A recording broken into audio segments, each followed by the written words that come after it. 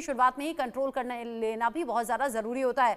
शुएब सिद्दीकी जी, माना कि कोई साजिश हो सकती है, ऐसा राजनीति में अक्सर हम देखते भी हैं, माना कि कोई साजिश हो रही थी और उसकी शुरुआत हो रही थी, शुरुआत में ही अगर चीजें दबा दी जाती, रोक दी जाती, तो शायद आज ये हालात नहीं होते कि हम लगातार पश्चिम बंगाल को लेकर बात करें।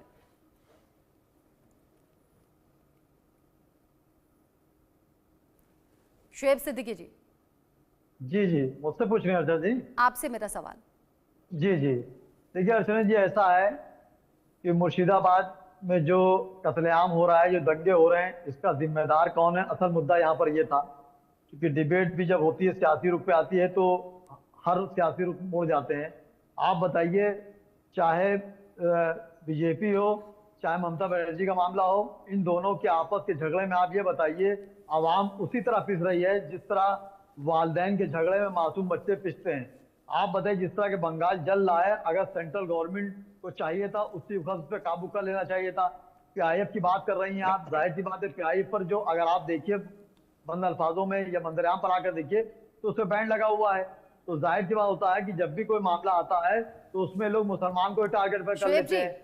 शुएब जी, जी, आपने कहा कि केंद्र सरकार कंट्रोल कर लेती, केंद्र सरकार तो तब इन्वॉल्व होती ना जब राज्य सरकार के हाथ से चीजें निकल जाती या कंट्रोल ना कर पाती, केंद्र तो तभी अपने कदम आगे बढ़ाएगा ना। यानी राज्य सरकार को आप फेल बता रहे हैं। राज्य सरकार क्या फेल है? देखिए, राज्य सरकार का मामला क्या, देखिए अर्चना जी, ईमानदारी की बात है कि आप देखिए वहां पे इलेक्शन करीब है, और जब इलेक्शन करीब होता है तो हर पार्टियां वोट बैंक साधने की कोशिश करती हैं, और हाशिए पे 1947 के बाद से 2025 तक मुसलमान ही हाशिए पर आता है और हर आदमी साधने की कोशिश करता है, चाहे टीएमसी हो चाहे बीजेपी हो। आप देखिए, इन लोग अपने वोट बैंक साधने के लिए, जैसे ममता बनर्जी कह रही है कि इसमें स्टेट सेंट्रल की हुकूमत की साजिश है, उन्होंने ये कराया है। सेंट्रल कह रहे हैं कि ममता बनर्जी जो है, बाहर से लोग आ रहे हैं उनको रोक नहीं रही है।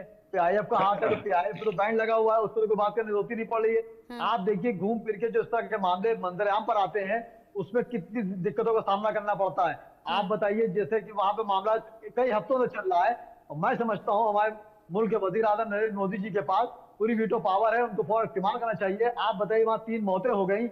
आप बताइए, जो माँ की गोद उजड़ गई, जो बहन का भाई बिछड़ गया, जो माँ बाप की औलाद चली गई, उन पे क्या बीत रही होगी। और हम आप इक्तदार में आने के लिए एक सियासी पहलू मिल जाता है। फिर सवाल तो ये भी है ना, देखिए संसद में विधेयक पर चर्चा होती है, वहीं से कानून बनते हैं, तय होते हैं, लोकसभा में पास होना, राज्यसभा में पास होना, राष्ट्रपति के पास मंजूरी के लिए भेजा जाना, वक्फ संशोधन बिल, ये पूरा प्रोसेस होता है ना। अगर संसद से कोई कानून पारित हो गया, पास हो गया, फिर उस पर विरोध क्यों, और विरोध में भी सीमाएं पार क्यों?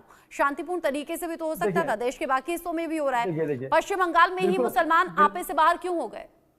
बिल्कुल अच्छा आपने सवाल उठाया, इस पे मैंने सुबह तक कई डिबेट दी नेशनल चैनलों पर। देखिए, होता क्या है, जाहिर सी बात है, हमारे वहां मदनी साहब ने अभी कई हफ्तों पहले, 1-2 हफ्ता हुआ होगा, उन्होंने बात कही थी कि हमारे पास संविधान है और मैं कोर्ट का रुख करूंगा, आप लोग किसी तरह की हिंसा ना करें और मंजराम पे ना आए, ये बात उन्होंने कही थी। और वहां पे बंगाल में जहां तक आप देखिए, होता क्या है अर्चना जी, कि दंगा करने में जो होता है, चंद लोग होते हैं, वो दंगा करके निकल जाते हैं, भुगतना पूरी कौम को पड़ती है, बात पड़ता है। आप देखिए, जो बात है, आज एक मुकम्मल हो जाए बात, देखिए ये हकीकत है, मुल्क संविधान में चलता है, वो कोई भी मुल्क हो, और संविधान के बाद 2 चीज अर्चना जी होती है, वो होती है अध्यादेश और शासनादेश। उसके बाद मुल्क शासनादेश चलता, अध्यादेश नहीं चलता। लेकिन अगर आप अर्चना जी को मंदरयाम पे ले जाएंगी, पसे पर्दा ले जाएंगी, हमारे एक से काबिल लोग यहाँ बैठे हैं, जो मैं सीखने के आया हूँ, इसमें जो है ज्यादातर जो मामला जा रहा है वो सियासी जा रहा है कि इख्तिदार हासिल करा जाए या इख्तिदार छीना जाए या इख्तिदार को वापस लिया जाए। इसमें आम आवाम पिस जाती है, चाहे किसी समुदाय की हो।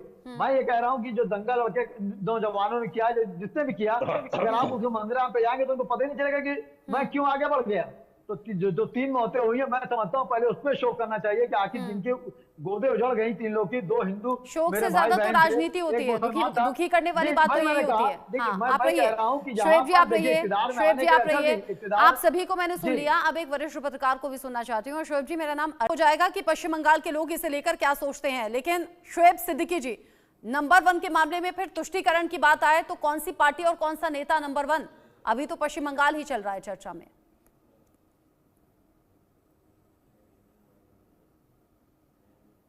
शुएब जी, अनम्यूट कीजिए खुद को।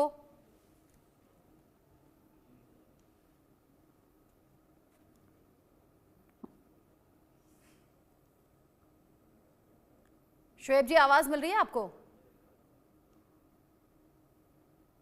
पश्चिम बंगाल में चूंकि हिंसा की घटनाएं लगातार सामने आई, अलग अलग तस्वीरें भी हमने देखी, महिलाएं छोटे छोटे बच्चों को गोद में लेकर हैं, लोग सड़कों पर आ गए हैं। वक्फ के विरोध के नाम पर पश्चिम बंगाल जल उठा, सुलग उठा और इसी को लेकर सवाल अब तुष्टीकरण की राजनीति का है। बोलिए शोएब जी। जी रचा जी, मैं ये कह रहा था कि मैंने एक बार गलती से आपका नाम दूसरा ले लिया तो उसकी 30 बड़ी सजा मिली, क्या आधे घंटे में सोचना पड़ा।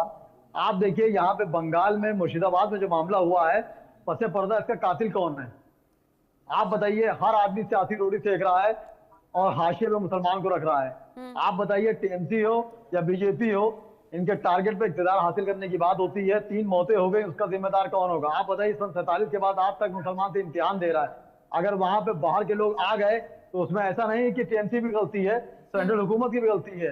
बंगाल 7 दिन से जल रहा था, तो आखिर उसके पीछे अगर ममता बनर्जी की जिम्मेदारी है तो शोएब सिद्दीकी भी जिम्मेदारी है कि आखिर क्यों रोका गया था? आप बॉर्डर से लोग अंदर कैसे आ गए, इसका जिम्मेदार कौन होगा?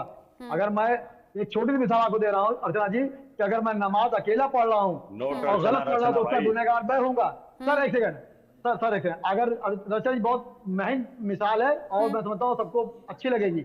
अगर मैं अकेला नमाज पढ़ रहा हूँ और गलत पढ़ रहा हूँ तो गुनहगार मैं होऊंगा, लेकिन अगर एक इमाम नमाज पढ़ा रहा है, उसके पीछे 100 लोग पढ़ रहे हैं और नमाज गलत पढ़ा दी तो उसका जिम्मेदार वो होगा।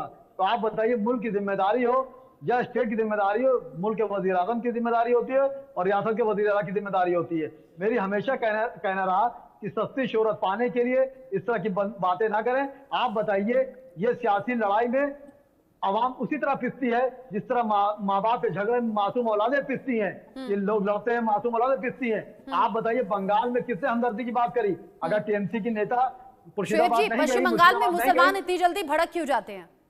देखिए भड़के, देखिए मैं कह रहा हूँ, देखिए मैंने हमेशा रचना जी एक बात कही कि आग लगाने वालों के हाथ नहीं जलते हैं, आग बुझाने वालों के हाथ जलते हैं। तो इस तरह जिसने भी आग लगाई है, किसने लगाई आग और कौन बुझा रहा है? खुलकर बोलिए। देखिए मैं खुल के बोल रहा हूँ। देखिए मैंने ये कहा कि जिसने भी आग लगाई है उसको बख्शा नहीं जाएगा, चाहे सेंट्रल हुकूमत हो चाहे स्टेट हुकूमत हो। यहाँ पे एक से एजेंसियां हैं, लेकिन मेरे मुल्क के वजीर आजम से, नरेंद्र मोदी जी से और वहाँ के वजीर आला टीएमसी जो नेता है ममता बनर्जी की गुजारिश है कि निष्पक्ष जांच करें और जो भी जिम्मेदार हो उसको बख्शा ना जाए। आप बताइए, इतनी बड़ी घटना हो रही थी, वहां लोगों को पहुंचना चाहिए था। और जब राष्ट्रपति की पावर है, यहाँ राज्यपाल की पावर है, फौरन अपने हाथ लेना चाहिए। आप बताइए, 3 जो मौतें हुई हैं, एक माँ का बेटा बिछड़ गया होगा, किसी बहन का भाई बिछड़ गया होगा, किसी शौहर का। बात तो सही है, लेकिन ऐसी मौतों पर भी राजनीति होती है और राजनीति चमकाने की भी कोशिश हो रही है। तपन भारती जी, ये बड़ी दुखद तस्वीरें हैं और बड़ी चिंताजनक तस्वीरें हैं जो पश्चिम बंगाल से सामने आ रही है। क्या कोई बाहरी ताकत भी इसके पीछे